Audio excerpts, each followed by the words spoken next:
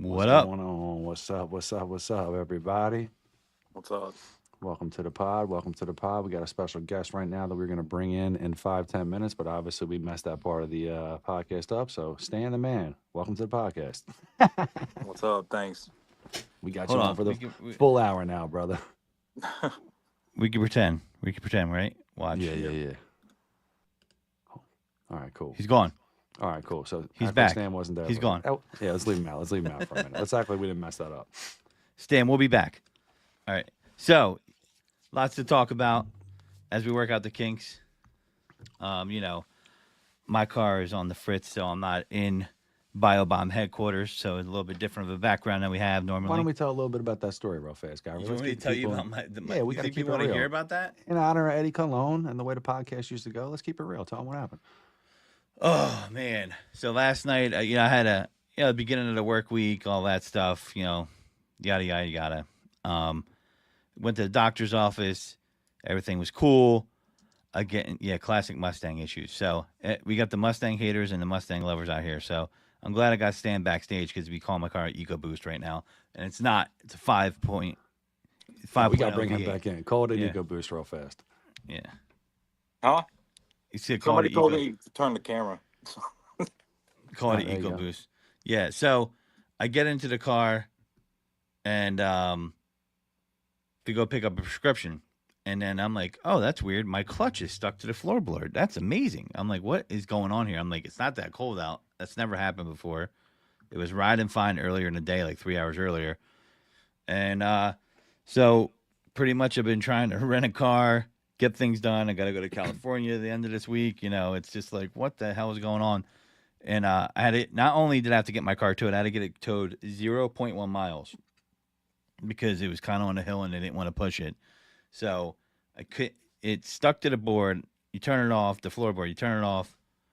You put it in gear, and then if you leave it in gear, it doesn't really like it. So I think it's the slave cylinder or the master cylinder. So it's not a recall, Keith. I see what you're saying out there. See what you're doing.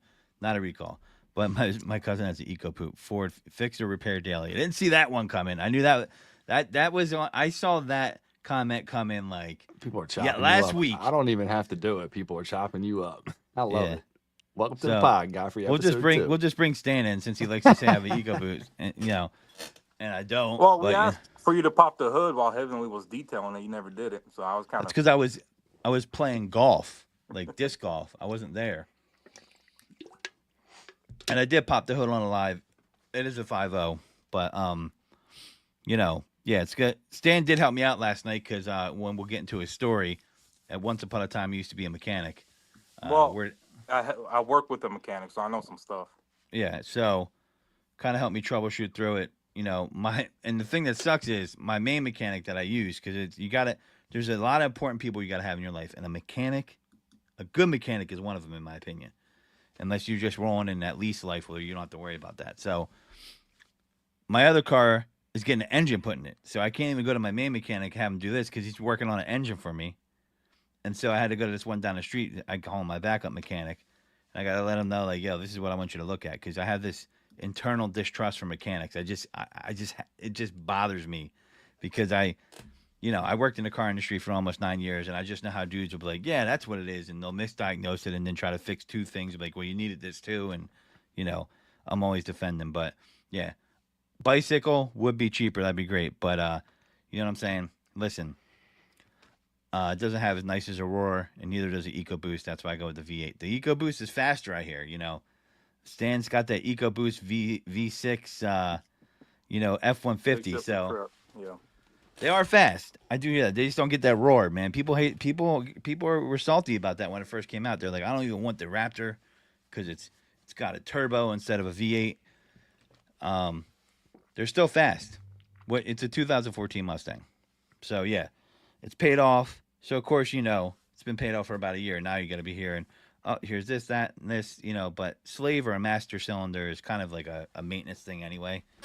And it's a manual transmission, so that's kind of common for them to go. So, but yeah. You got a decent amount of miles on the car. It's not like you don't have a drive stick or anything like that. So. Yeah, 70,000. It definitely wasn't the clutch because I've had clutches go on me before.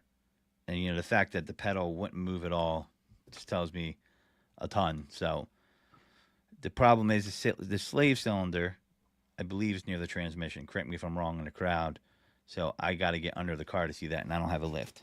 The master cylinder I could see. So if I had time, I'd probably do it myself. Save the manuals is right, man. I'm all about that manual transmission. So Absolutely. Absolutely. That's like the best anti-theft deterrent nowadays you could possibly have for the young punks out there.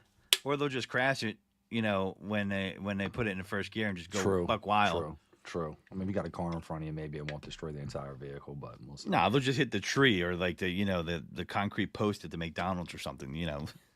I mean, especially in a Mustang, the way them things be skidding all over the place. All you see is the wipeout videos online. You never see anybody actually dumping on a Mustang and making it out of the car show without smashing it up. I could tell you that those guys don't respect the horsepower and they deserve it. But I will say, since you are a Dodge owner yourself, Whatever. I've seen plenty of wipeout videos from the dealership, and they're like, "Yeah, I just got my Challenger and my Charger," and the dude's like, "Damn, Dude, I saw one like it was probably 6 months ago. It was raining. There was a dude sitting at a light at an intersection. I was like going straight. He was coming from the left-hand side. He went to make a left, and it was like wet, and the dude just gave it a little bit too much gas, skirted his ass right out, boop, hopped the median, bam, slam right into the concrete, smashed his whole thing up. I'm like, I felt so bad for the guy. See what our boy Adrian said? SEMA had Mustangs drifting more than JDM. That's a fact. Facts. Yeah, it's a fact.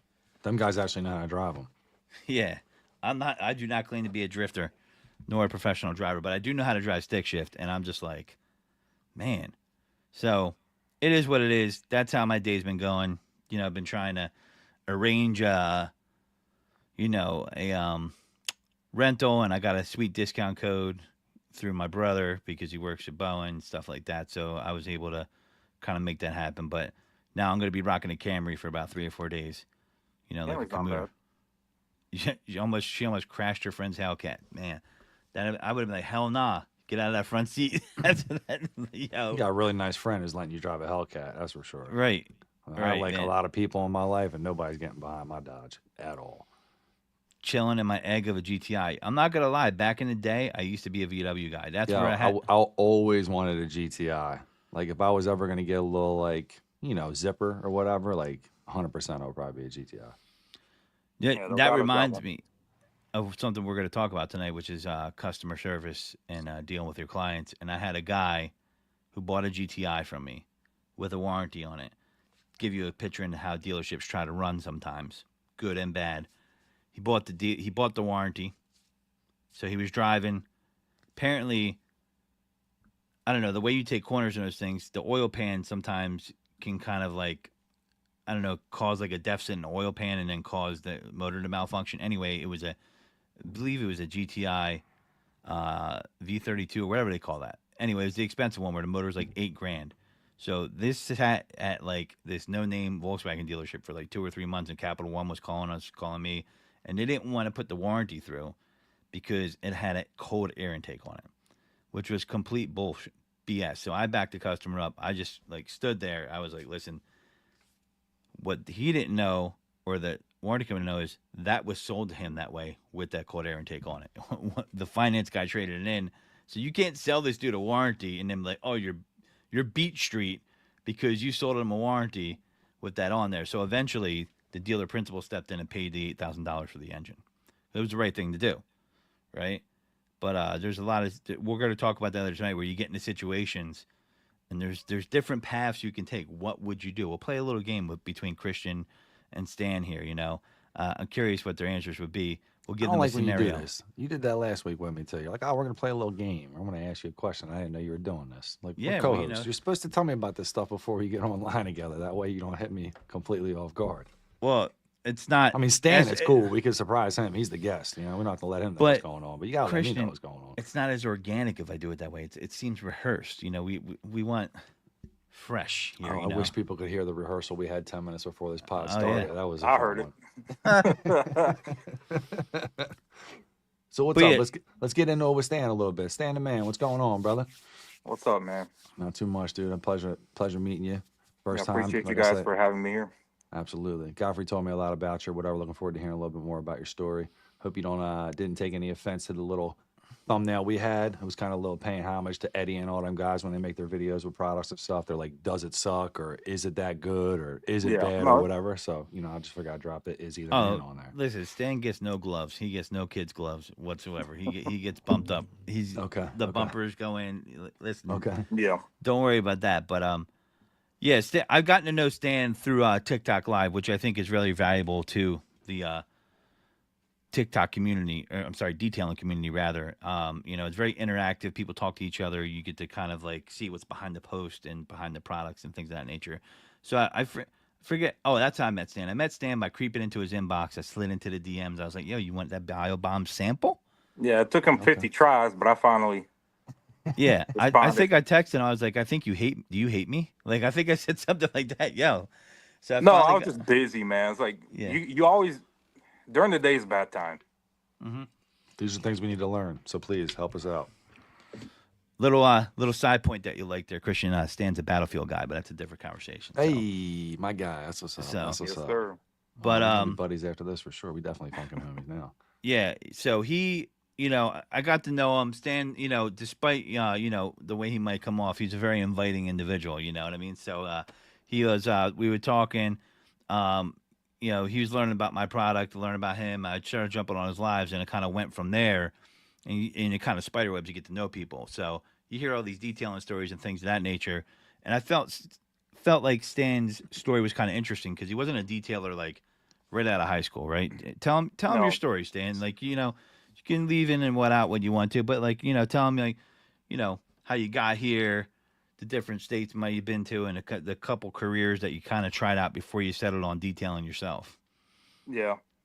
I mean, I'm gonna try to summarize the best as I can, but like I went to college for mechanical engineering, and then I kind of dropped out because then I had a kid and I needed to, start working now. So I started doing a lot of production work, worked at a welding job, picked up a few skills on the jobs.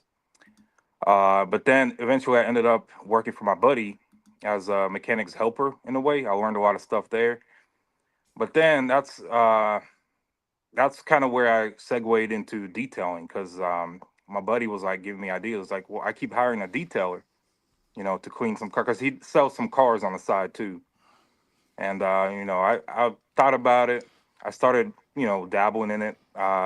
Did a few cars myself while still working with him, and then eventually kind of grew where I got too busy, so I had to leave. So that's pretty much how I started.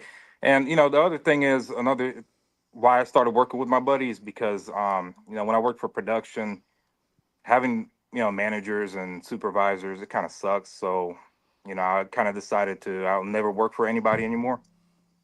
So So I was would you like, say you have a problem with authority? maybe, yeah, I do butt heads a lot with people. I It's mean, listen, respectable. it happens to everybody, right? Yeah. Um, No, I like to debate. It's like no harm, stuff like that. So no, I hear you. Makes sense. So you got in there. There was you told you the production work didn't work. You kind of moved all over the place. mhm. I know you and your family, if you don't mind me bringing this up, you guys immigrated from Ukraine, right? In like the Yeah. late '80s or something like that, No, late 80s. early late No, '90s, no. Well, early 2000s. I think it was early like 2000s. 2000, Okay, 2001. okay. Yeah. So when you came here, how old were you? I was like 6. Okay, I was real young. Yeah. real young. So you kind of grew up with a hardworking culture. I'm assuming with your parents, and you know, kind of. It seems like you settled in South Carolina, but you've been all over the country, right? You were in Yeah. I've Washington at been one in point. Washington, Oregon, California, Sacramento, Arizona, Texas. But, it was Damn. like half a year type deal. With half a year, maybe a couple years there, couple years there. And eventually ended up in South Carolina. Lived here ever since I was 12. So I grew up in basically in South Carolina. Okay, How okay, old are you now? How old am I now? 29. Okay. I was gonna say okay. Yeah. Godfrey's dating you back in the '80s. You're like, bro, I wasn't even around yet. Yeah. I know I look like I'm in my 50s, I'm bro, saying but my parents probably didn't even meet yet at that point. yeah. Yeah. That's like that's like one of those memes that you ever see with an old guy going around. One I used to always see is like they said get into car sales. I feel great, and I'm 35 years old, and it's a picture of a dude that's 89. Probably detailers probably feel Yeah. the same way sometimes. Get into detailing. I feel great. I love this. And then there's a picture of him, got like wooden teeth and glasses and a Yeah. cabbie I hat mean, on. That morning detailing's hard back work pain. sometimes, man. Yeah, man. Yeah, That morning back pain's for real. yeah, it's Oh no yeah. joke. So what I heard you talk about like what you were going to get into detailing wise, or how what kind of led you there, but you know you were telling me about your shop and you're a mobile detailer first, and how'd you get your start? Like, because what I hear, there's a lot of things that we talk about. Because Stan runs a pretty good Discord where it's informational for a lot of young detailers out there, older detailers. People share ideas and things of that nature. And I kind of observe in there because I'm not a detailer. A lot of you guys know that, but I'm kind of around it a lot. And you know, a lot of people I think get intimidated when they first start out detailing because they think they need this or that, and it's a lot simpler than they say. So, how did you start out? Like, were you intimidated at first, or was there things that you thought you needed that you ended up realizing I don't need that? What what made you get going where you're like, okay, I can make this a living for myself. Like, this can be something that will sustain me and be able to build a foundation for my life. Yeah. That's a good question. Like, I give credit to my buddy again, the mechanic buddy. His shop's actually right next to mine. So he was the one that gave me the push, and his motto every time he's like, "Just do it." Like, I was intimidated, and I'm pretty sure most of everybody is intimidated. My biggest thing was like how to talk to customers and this and that.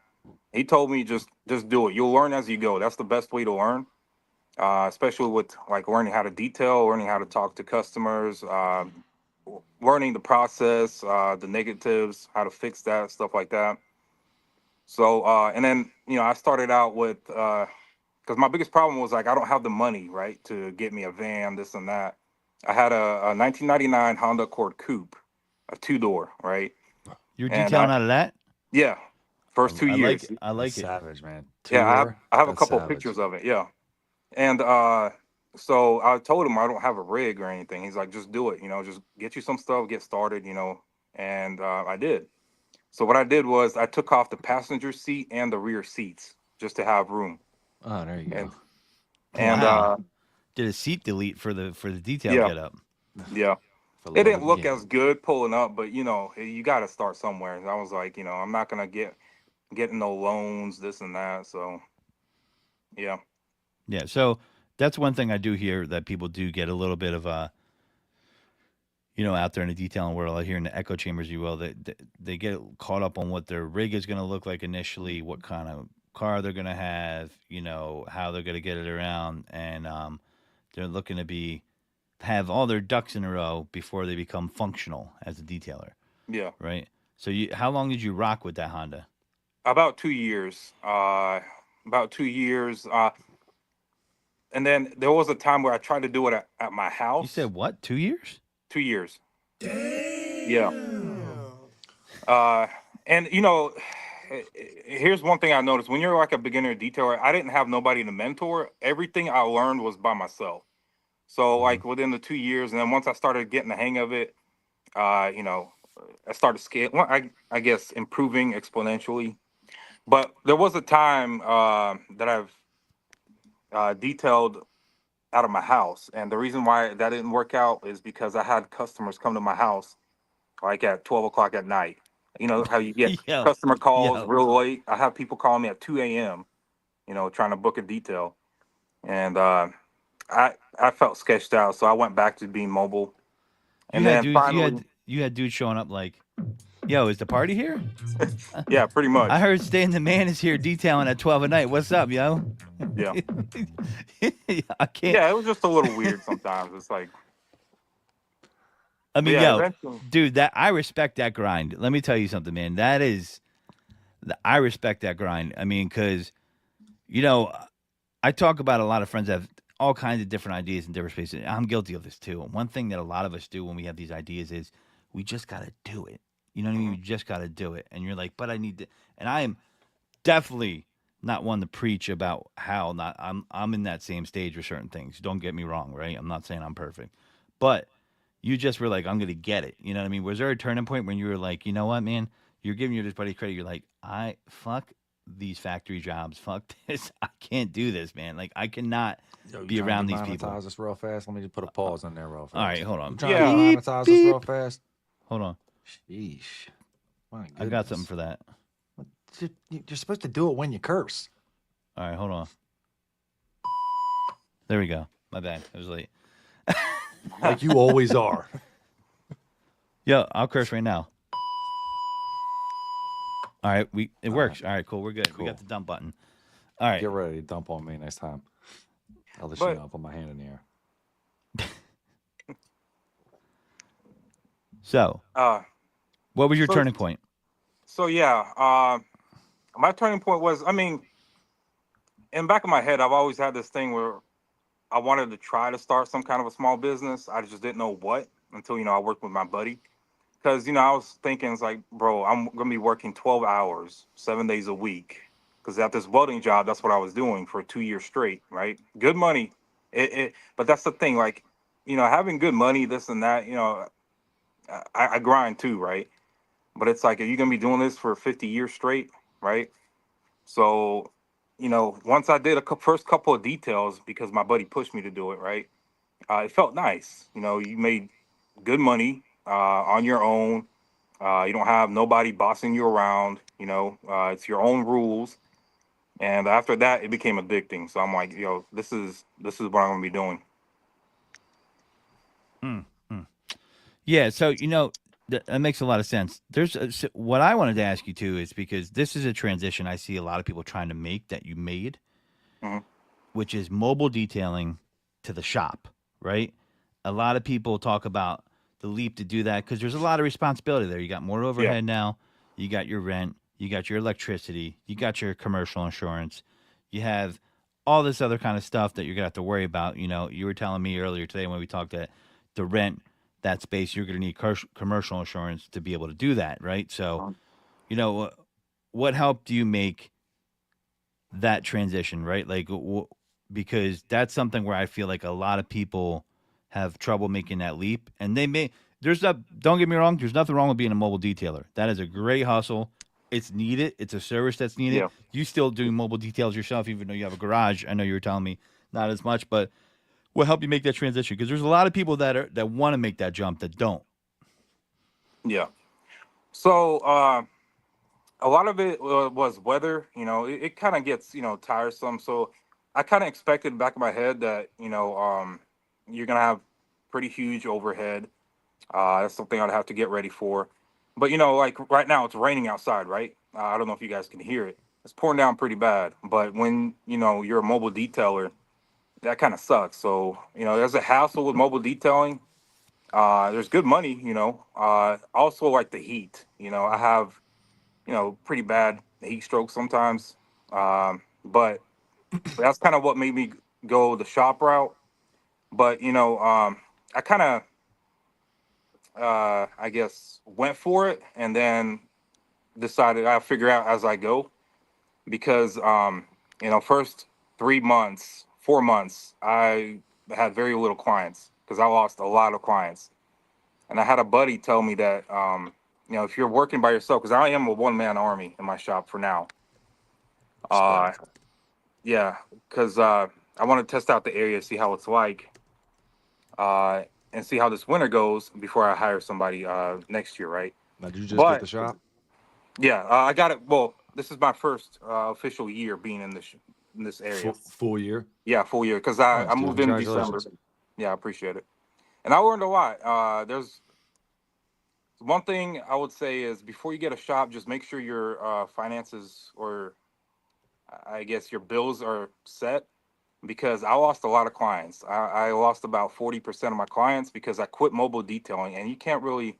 It's hard to run a mobile job and a shop because you got customers coming in through the door, leaving cars, picking up cars, and you kind of have to work around their schedule because they work.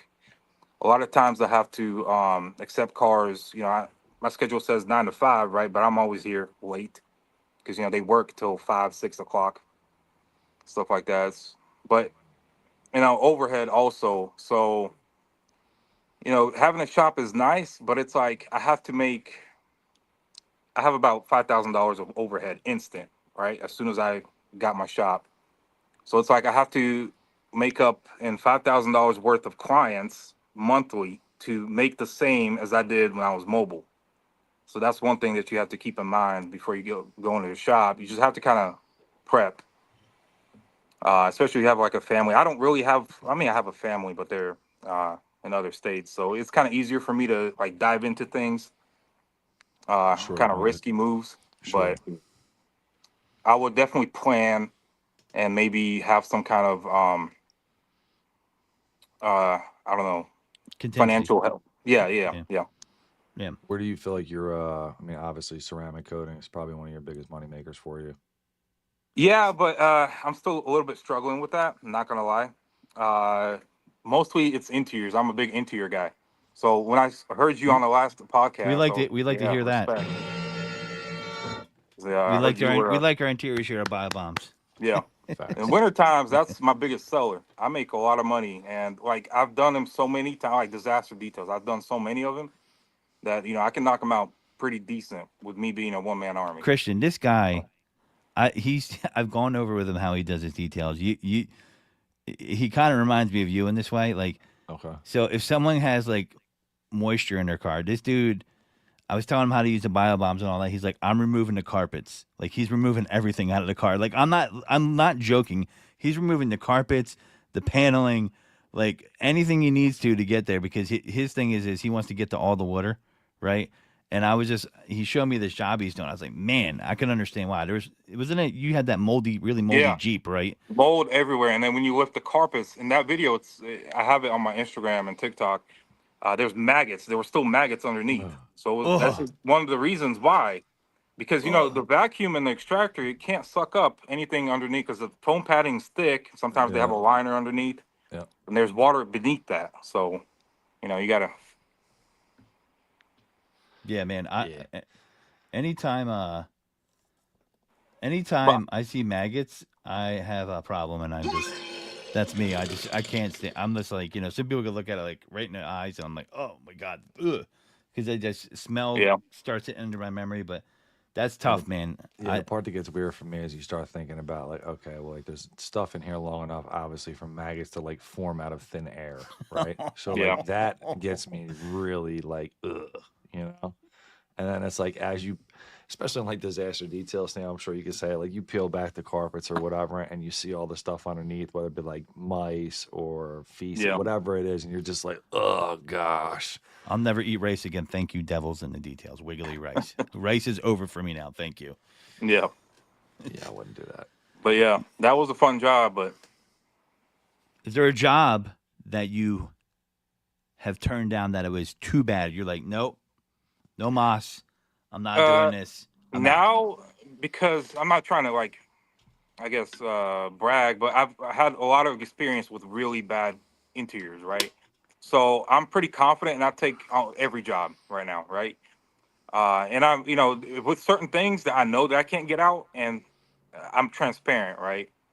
But that happened. Most of the stuff that I did reject was during the first 2 years when I first started, right?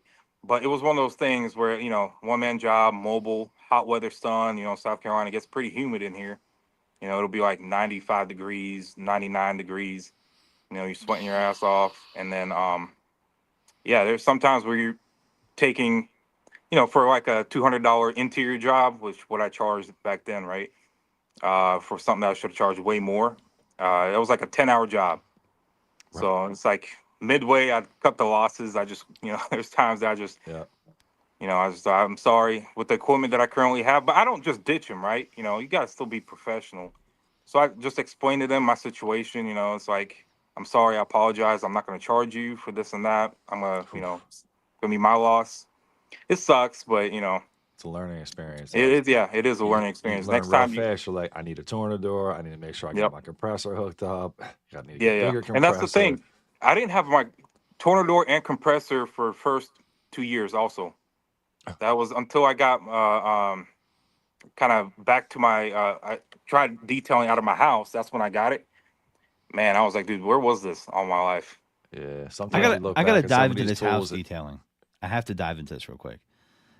I know you have some outrageous stories What is the worst story like of someone showing up at your house at midnight for looking for their car for a detail? Like I need, like I'm I'm not just gonna trying to lie. imagine a scenario where, like, in my head, I don't know if I would go to a detailer's house and be like, yeah, I would call him first at least or text him. I wouldn't just show up and be like, yo, where's my whip at like 12 at night? I'll be honest with you. Most of that was from my people, meaning the Slavic people, right? You So could I'll be like you were laying gonna in say bed. Russian. I know you were gonna say Russian. I'll be laying in bed. I guess it's our culture. I guess it's like it's whatever. They're very bold people. I guess, but I'll be laying in bed and I get a call. I'm like, "Hello," and he's like, "Is the car ready? Can I pick it up now?" And I'm like, "Yeah, it's ready." Or there was a time where it wasn't ready. It was like, "Oh, well, I'm here at your house." I'm like, "Why didn't you call me before? Like at 9 o'clock or something to kind of check up with the status of the car? Because these are big, jobs. They're like disaster details, right? It's nothing that I can do within. It's not something I can do in just a couple hours, right? This dude had to be selling that whip. Is that why he needed that? He had to be selling Yeah, it. yeah, Oh, yeah, of course. See, yeah. now you know your people. I know my people, and 9 years of car sales, I've dealt with quite a few characters, and I know these car sales guys can be straight b-holes and showing up at Yeah. nighttime because he's trying to flip that car at in the Yeah. morning. I could totally see that. I knew it. I smelled it from a mile away when you're telling that story. That's crazy to me, man. Yeah. Disrespectful. Did any of your so have you ever dealt with anybody that rolled up and like because I don't really detect an accent on you, but like that Mhm. rolled up that was either Russian or Ukrainian, and they're like, oh, he's Ukrainian. Like he knows my game. Like did Uh, anyone you ever get that where they were so, surprised? what do you mean? Like, are the customers surprised that I'm Yeah, Russian, the or customers are the customers price like they're most Russian. of the time they know because they knew that I was Russian. It's now that I get like certain customers from Instagram that are like Mhm. surprised that I'm Russian or Ukrainian, right? Back then, when I first started, I kind of in South Carolina we have huge Slavic community, and we have like Viber groups, Telegram groups where buy and sell stuff, advertising, Mhm. whatever we're doing, and that's what I used when I first started out. I did a lot of Russian cars basically because there's a big car flipping market here. Some people, and a lot of people buy from auctions and they want to kind of like clean up their car before they start driving them. So a lot of them kind of knew that I was already Ukrainian. But it was more like 3 years down the line. That's when I started having people get surprised that I'm Ukrainian. That's funny. So Yeah. you take me as the type of guy where like if I went to where you live and I was like, I need a guy that could get a disaster detail done, I have a feeling that they're gonna bring your name up more than once, right? Yeah. Because you Yeah. sound like the guy that's taking the Mission Impossible job, which I will. I think in any industry, but especially the detail industry, I think interior is underrated because it is a harder job, right? Yeah. But you can make money, and when people know they could depend on you to get that job done, you are going to be overflowing with business, in my opinion, because it is the job that people run from. Bio bombs, we try to make the interior easier for people, but you know, it is probably. I would say, is it fair to say that's probably one of the more labor intensive, I would say we actions probably or got to ask the audience. I mean, people are probably going to be mixed on this one. I mean, some people say correction process is more of a pain Yeah. point well, on that's the pretty outside of rough the too. That's car. pretty rough. That's a But I good I mean, you point. think get a disaster interior detail, your fingertips hurt, your back hurts. I mean, your back's gonna hurt when you do exterior too. But I Yeah, think Christian's like 6'4". yeah. I've seen him in like Honda Civics, like bent over under the steering wheel. I'm like, yo, where's I, this dude at? Like, contortionist. could completely like under there, and That's why I do yoga, man. yeah, you better, man, because That's why I that is a do it. tough position. But I'm just like, listen, man, that people probably. I gotta imagine you get a lot of word of mouth clients. You get a lot of referrals. yeah, I do that, and then Instagram. Believe it or not, a lot of my videos on Instagram, like I get the most clients from. Sorry about that. Sure. From Instagram now, and it's simply uh, See, it must be the posting iPhone videos messing up on you. consistently. That's the iPhone messing up on you. No, it's this one person. It's a customer. Of course, of course. He wants something now. I'm pretty sure. Bro, don't feel bad, But man. yeah, I do a lot of podcasts, and I can tell you that there will be friends I haven't talked to for maybe 2 years, and they know that I'm on a podcast, and they call me that day on the podcast. I'm like, what is this? yeah, Like, I'm like, I'm on the podcast. By the way, you're a jerk off for not listening to it. I'll call you back later. So, but Yeah. You won't anyway, hear from him again until two till the years next later when you're podcast. doing a nice podcast. Yeah, Right? I have my biggest guest of all time. Like ring, ring. I feel you on that. But Yeah. so I wanted to ask you something too, because this is something I hear come up a lot too. Like a few things like that. I think when people start out detailing that they kind of that are important, but they're like, I got to do all this before I start it. Like, I know tax ID is important, but that's easier to do than people make it out to be. I think. For those that don't know, you could get a tax ID pretty easily. Am I correct in saying that? Would you guys agree with me on that? Yeah. Yeah. It's pretty easy. I'll be honest with you. I'll be transparent. My first year and a half, I didn't. I didn't have a 10. I You're wasn't, LLC. So I kind of, but again, I was doing it within my own, Slavic community. So I you're had to do riding what I had to dirty. do just to get started. And that's the thing. Like, I feel like being transparent with the customers, like they're more understanding. So I'm not gonna show up and be like, I tell them when I started out, I told them, I'm beginner, I'm learning. These are my prices, this and that. And most of the time they let me detail their cars, but yeah, So they. they were like, you got insurance, and you were like, Well, I'm out. again, my people, yeah, that's why I didn't bother with American customers yet until I got insurance. Hmm. Because my people, our community is very different. It's like if you do a mess up, a lot of times they're very forgiving, and they'll give you a chance to fix it yourself. So whether replacing it or whatever, Gotcha. getting it right. So they're not gonna be the type to So so that brings me to there's a situation we're going to talk about here. Um, Yep. and I'm going to have Christian guess it. We're going to be like, we're just going to call it, what would you do? All right. So, You're killing me with these soundboard tones, dude. what, man? The They're timing good. is. They're good. That was good. The time was good. You're getting better. So, It's I, fun. It's all about practice. um, I'm going to ask Christian first because, he doesn't know, so it'll be a little bit more entertaining. So, I'm going to give you a scenario. You tell me how you would handle this. All right. And one of the listeners might might be the inspiration of it. I don't know if he's listening Yeah. or not, but no one knows who he is. But it's still great anyway. So we get a lot of different stories. People ask these guys advice, and I just sit back and laugh and listen sometimes because I don't have no problem giving advice, but sometimes it's just nice to watch other people give advice and just see where it goes and their reaction to it. So there's this one young detailer. Um, there was this joke going around like, "Hey, did you use acid wash on the wheels of the mare?" And then I'm like, "What are these guys talking about?" Then he starts talking about, a detail he did in a Lexus. So here's the scenario, Christian. 12-year-old Lexus. I think it had over 100,000 miles on it. Selling it, they were gifting it, I think, to their daughter.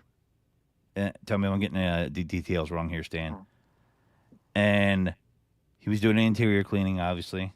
Probably charged. I think it charged him about what 450 for the detail, 500 inside outside, Yeah. It was. I think it was 550 to be honest. 550. Yeah. So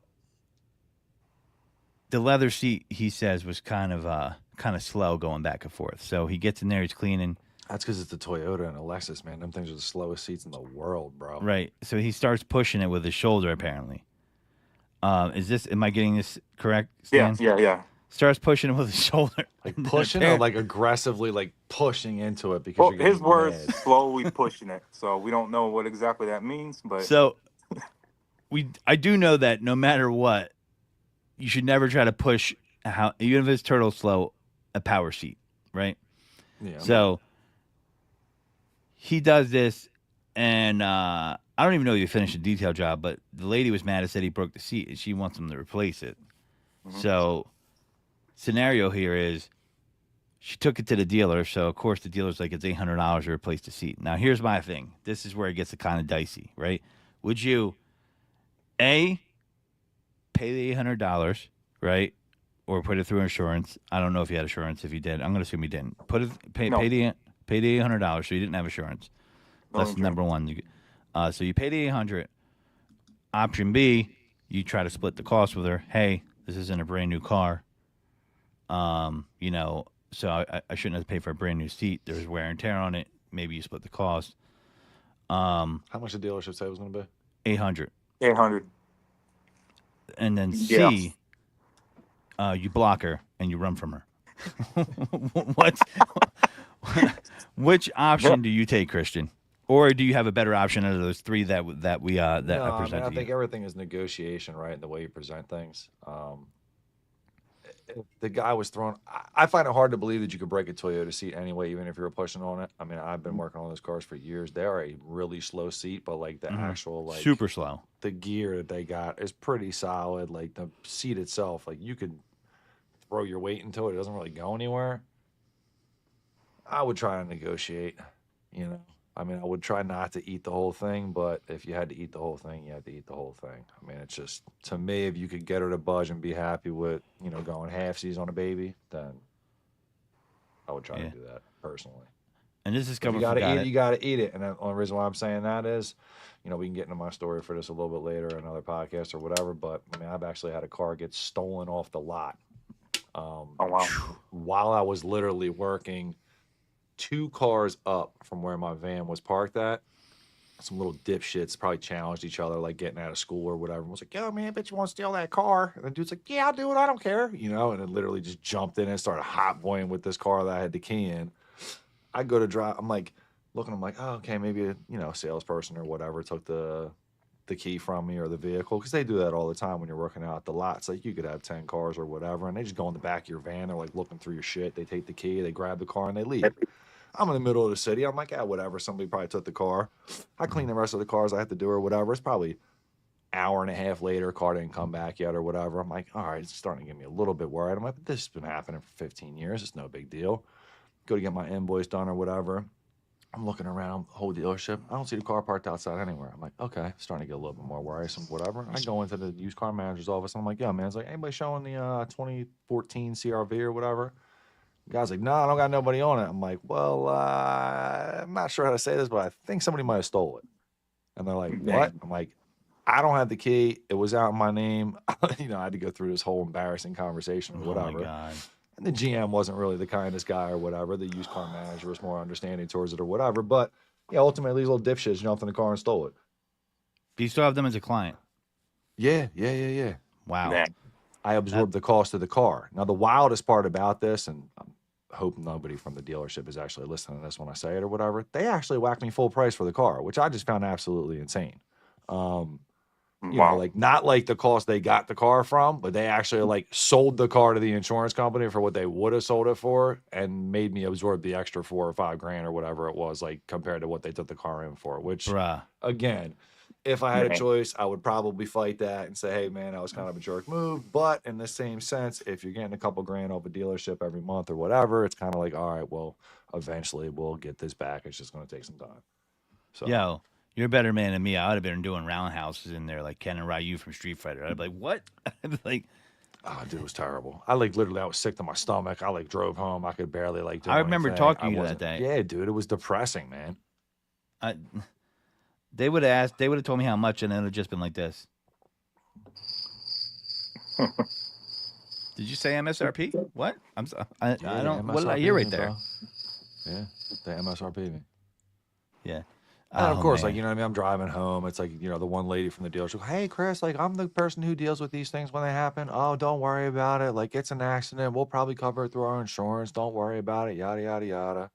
So I'm like, all Hmm. right, cool. 2 days later, she calls me up. She's like, yeah, I talked to the owners. Like, they're not going to absorb it. They want you to pay for it. I'm really sorry. This usually doesn't happen. I'm like, oh, okay, great. I guess it's like the end of the month. You guys trying to meet quota or something. But obviously, Chris is taking a $14,000 hit on like a 12-and-a-half-year-old CRV that literally was a POS. So you didn't block them like T. bucket of a car, and they upped me the COVID inflation rate or whatever on things, and I had to absorb. It Damn. was like 14 grand or 15 Nice. grand, some ridiculous. That's amount crazy. like that. So It we sucked.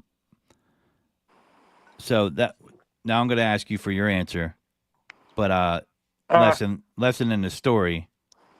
Even though it wasn't, I would say, easy to take. Christian did the right thing right there. I mean, he's a better guy. I mean, I would have been like, I would have been wiggling out getting that car paid for. But I just like but I understand why he did it. Business was at stake, so his reputation matters. So yeah. we're gonna ask you now, Stan. Of those three choices, what would you do? Because I kind of already know the answer, but A would be, you know, dealership, $800. B would be split the cost. The C would be blocker. By the way, adding to the story, apparently this woman's wife was a sheriff, so that makes things a little bit more complicated for the gentleman. So, Absolutely does. Yeah. and I think you know the ending to the story, right? Uh, Stan. it wasn't a good ending. He blocked Yeah, her. And the tell thing me is, tell the ending after you give the answer though. okay. Well, I kind of agree with Christian. The thing is, because of my business, right? It's at stake. So I would, but first, what I would do actually is try to, split the cost because the thing is, it's like a what, 12-year-old car or something. I'll talk to her and I'll be like, and it doesn't seem reasonable because you can find a fairly good shape, I guess, seat, because the car is old. But that's if you're like, I guess, on one of the newer guys, because if you can't really afford a $800 seat, right? But at the end of the day, I think I would eat the cost too because I don't want a bad review. I want my reputation, be up there. So as long as I make it right, even if the customer might be wrong or whatever, uh, yeah. So I agree with Christian. Yeah, you So gotta eat those. we got a question for you too, Stan. I'm going to throw it there, but I would say, you know, you can't have tunnel vision, right? And that's if you're younger, you might think like, oh, I'm going to get away with this. That thing kind of thing could follow you around. You know what I mean? Hmm. So it's important, and also brings up the importance of something that people avoid, and they think it's a bigger thing than it is getting insurance for your business, right? Yeah. Ugh. That's something that it's not great, but it's going to save you in a lot of situations. And I'm a Oh yeah. big proponent of if you have insurance, use it. Like Yeah. everybody's like, oh, I don't want to use it. My rates are going to go up. When then go get another provider. Like, and Oh I know yeah, no. sometimes, Yeah, we used it when the car got stolen. I used it. yeah, you got to use it, man. You have to Absolutely, use it. dude. Yeah. Absolutely. That's what they're there Unfortunately, for. he didn't have insurance though, so that's why Mm. it sucked. So But how did it end? he blocked her. He just blocked her, and that's it. What a He gangster. gave, and the thing is, what kind of got under my skin. He's in my Discord. Uh, Audience doesn't appreciate that he does, blocking. he doesn't What? listen to the advice that we were all giving him. We're trying to save his reputation, but I guess he didn't care. Dude, He I, would I read it. witnessed this. The elders were chastising this young man. Oh Just man. chat So on we the would tell him to As live. do they this should one be. thing. We would tell him to do this one thing to be polite, nice. Try to negotiate. Maybe you can buy a seat. Since you don't have insurance, explain to her everything, right? Don't try to lie or whatever. So what he does is he throws attitude, and then tells her, "I'm not buying the seat. I'm not doing nothing." So because it's not my fault. Um, so and then he just blocks her. Yeah, he got scared with the 800 because the dealership has always got a full list at repair. Yeah, but I The feel like lady something thinks she like should get 800. You know what I would have did? I'll give you my answer. I'd have been like, look, this is a 12-year-old car. Okay, I'm not buying you a brand new seat. We'll split the cost, 400, 400. If you, option D, which you didn't talk about, I'd be like, I'm gonna go to the junkyard and get you a Lexus seat, and I'm gonna do it for $300 myself. It will be work or something. Yeah. I would have found a vendor at a dealership, something like that. But there was no way $800 was happening, and I would have tried to avoid insurance claim. But if I couldn't, then I put it through the insurance. But there's other solutions. Stan, I have a question that someone put up here. Is Dirt Busters say what's your average client look like, and how do you read people and see what kind of customer they will be? Well, a lot of it just by talking to them, I guess. You can kind of tell. Oh dang! I think my phone no, we got you. got. You're here. Uh, so but just by talking to them, first couple of minutes, you can kind of already tell how the customer's like. Uh, I guess talking for me is number one thing. Uh, how I can tell whether a customer, is going to be a good customer or a bad customer. But other than that, I guess I don't know. All right, all right. We got a couple other questions here because we're starting to get a little bit late One on the second. time. I want to make sure we squeeze them in. Um, let's see Hold here. on, let me. Does it matter You good? what kind of background setting? Because my No, Nah, battery's man. dying. I'm at we'll 1%. work with it. I figured I was gonna Plug in, do it. plug Plug it in. in. Do what you got to do. Nope. Yeah. Hey, Oh, we're in that's the the real car. setting we're used to seeing standing right there. There it is. Now he's at home. He's in the car Yeah. going to get Zaxby's and some Pall Malls. That's what's up. All right. So Matt from X's and O's was asking, how long were you a mobile detailer prior to actually getting your shop? I would say about 4 years. I would say about 4 years. Well, again, I guess maybe three, because there was like almost a year that I've been doing it at my house. So like I said, I went mobile, and then I tried doing it at my house, and then I went back to being mobile. Neighbors weren't having that shit. No, neighbors didn't care. Again, it was mostly because customers showing up. It was getting kind of weird, and people showing up at my house. I kind of don't want that, uh, and I don't want people like referring, I guess, their other friends or whatever, just to randomly show up in my house. Yeah. I don't know. It's just a little bit sketchy. Yeah. I had a couple of buddies of mine that actually, I mean, one guy got in trouble with the township because one of his neighbors ratted him out that he was doing cars every weekend. You know, another person had the same situation. Like, I don't want to have people just randomly showing up at my house or Yeah. whatever. So it's easier to get a shop location. Um, Yep. all right. So Devil on the Details got a question here. This might probably be to Matt or me, I would imagine. Did he say wooder? Yeah, most likely we did. Yeah, Matt. That's me too, dude. I'll do it all day. All day. It's a Philly thing, I guess. And then Juice Free had a question. What's your best selling package? Like, what Uh, is your one that you most of the time people get from you? well, it would be the a lot of it's interior, so interior full detail, and then exterior. So and What's then your like exterior would be like clay wash and wax, and like with a decent sealant, right? Like a 3 to 4 month sealant. okay? That's my most common one, especially in the wintertime. This is what carries, I guess, the bills when it does, slow down just a little bit. All right. What's your average price on that? My average what? Price on that package, Uh, depending on car, SUV, whatever.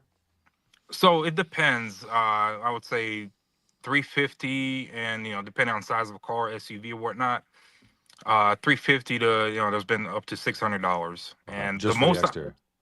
no, interior and exterior, Okay, and okay, it's nothing like paint corrections, stuff like that, right? That's I get paint corrections, but my number one package is mostly the interior full detail, and then the exterior, you know, clay wash and wax or seal. okay. Nice. Cool, So cool, yeah, cool. and the most I can do is two a day. I don't know how people advertise doing 5 cars, 5 ceramic coatings in one day, I but feel like this question right here might be a little loaded. Is that safe for me to say? This one popping on the Favorite screen. P&S product stand? Birdie. Come on, man. he, you know what? I don't know. My answer for Stan, I'll answer for him. Would be something to the sense of he said it already. You didn't hear dang, what happened? it. I mean, Sam, what is your favorite product brand though? Do you have a favorite? Yes, I do. Can I say it? Am I allowed? Yeah, 'Cause, nah, man. yeah. There's no hate here. Obviously, Nighthawk brand. Dude, I love their products. hmm, Very high dilution. Very cost effective, especially if you're, a detailer. And it don't matter even for a DIYer. I love their products.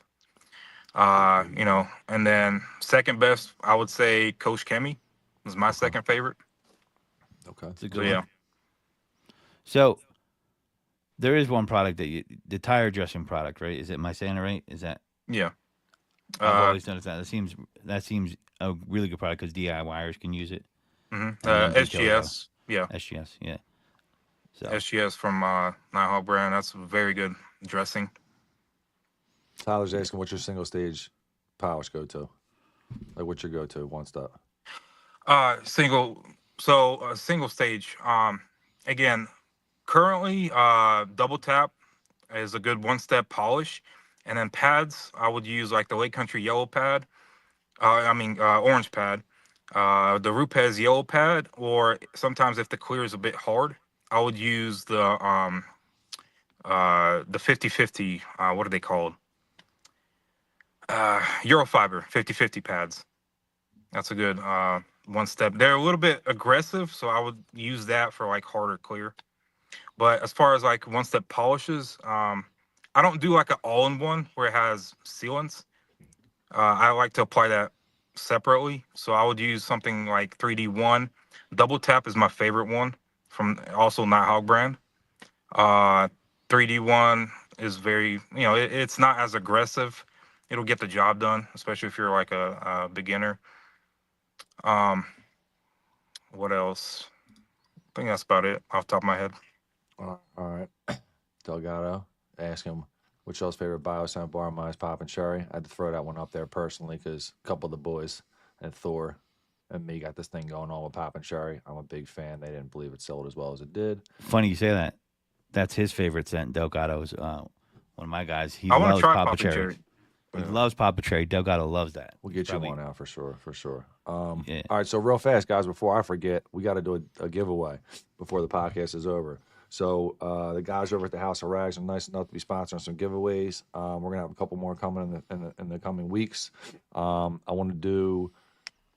We'll do two different giveaways. Godfrey, you can come up with a question for one. I'm gonna rip down the question for the second one right now. You is it hear just that my- coming in? It's the giveaway coming in. That's the Santa sleigh, baby. That's the Santa sleigh, baby. That's BioClaws. Isn't that what you were calling them? Yeah, last it was week? BioClaws. It's a little weird, but I'll take it. BioClaws sent Stan a beanie. He that's Yeah. gold. Yeah, the I beanie's appreciate dope. that. And the shirt. Absolutely. I you got a shirt, roasted too? for That's about what's 2 months for not getting him a pen. Yeah, and I got up. two Oh, this now time. you got a pen, now you got a hat, and you got All a right. shirt. So you Yeah, did good. I appreciate that. I appreciate that. For sure. All right. So you all right, come so up I'm with the gonna- question first. Yep, I got a first one real fast. So this one, and guys, just keep in mind, right? There's somebody in the chat. I think they potentially could use a little hand. So if you won and you don't need the gift, you can pass it off to somebody, whatever. And obviously it's the season of giving. Looking out for those. Obviously, pay it forward campaign. Everybody in here, I'm sure you guys know about it. But Aaron over at Phoenix EOD is doing the pay it forward campaign. If you know somebody that needs to be nominated, they could use a little bit extra boost to get their business started, kind of get on their feet. Definitely reach out to Aaron over at Phoenix. You can hit him up on Instagram, nominate somebody or whatever. And he's going to do something, I believe it's the day after Christmas. Strong possibility I might go down there, hang out with them and drink some apple juice, hang out for the day and actually do the giveaway. But the question we're going to ask right now for a $50 gift card for Thor. Godfrey's going to come with another one in a second for another $50 gift card. But including the exclusive scents that we have with the House of Rags, how many total BioFresh bars are available right now on the market? Currently. That includes Christmas. Wink, wink. Just help you Godfrey, guys. what would you do that for in the middle of the question? Well, people are getting it. Did anybody There's even get still a one? million people wrong. Wrong. So wait, who got it? Did anybody get it right yet? First one. We got our first one. It's over. It's over. Who was it's it? Over. Was it XM Devil? got that. Who got it? XM. XM. 8-2 with House of Rags, 3 for the holiday scents. 13. XM Ghost got it. So congratulations. XM, reach out to us. We'll make sure we get you locked down. Yeah, I got a question. It'd be another bio air freshener bar related question. What inspired the Squash LLC bar? What was the inspiration behind that? I know someone's got to know this out in the chat. This is a hard one, I think. $50 gift card. Squash LLC. I'll give one hint if people can't get it. Bang. Chris Oh, already locked that thing down. Bam. That went quicker. Christian, you know you're surprised that someone got that quicker than the bot. Nah, man. Our people pay attention, bro. All right. It's just So, you that don't be paying Is it attention. who's the winner? Juice Free? Is it Juice Free? No, No, it wasn't Juice Free. It was Chris M. Chris M. Yep. Chris M. Chris M, you are the winner with the correct guess, JDM. So, All right, guys. Well, listen, we're just about running out of time here for this hour-long session with Stan. I believe it's safe to say that he's the man. Appreciate him coming on, spending some time with us. You're more than welcome to swing back anytime you like, brother. I'm going to Appreciate do my it. best to try to jump on with you guys, start hanging out on TikTok. You know? Appreciate it for having me. Absolutely. If you guys get a chance, give Stan a follow. Your Instagram handles. What's your Instagram handle? Instagram is Infinite Auto Detailing 101. 101. That's what it was. TikTok is just infinite auto detailing, right? Yeah, there might be a 101 also. I don't remember. Might not See, be. that's how humble this guy is. He's too busy working. He don't got time for all that stuff. Yep. Nice. Well, guys, thanks for tuning in. Thanks for listening. Thanks for the support. Love everybody in the comments. If we didn't get to acknowledge your comment, we apologize. You guys were killing us on it, which is a good thing. We'll be back next week, same time, same place. Then this is the Funkin' Homies, not saying goodbye, just saying stay fresh. Peace, y'all. Peace. Run that outro, Godfrey. Okay, I'll run that outro, Godfrey.